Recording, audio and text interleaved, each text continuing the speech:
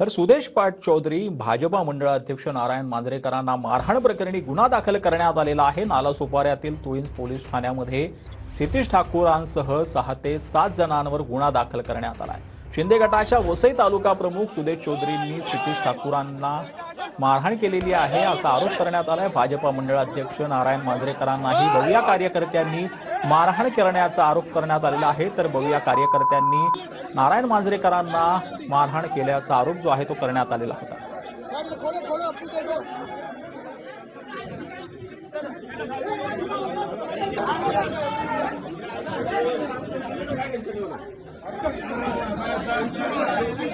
पैसा लेगा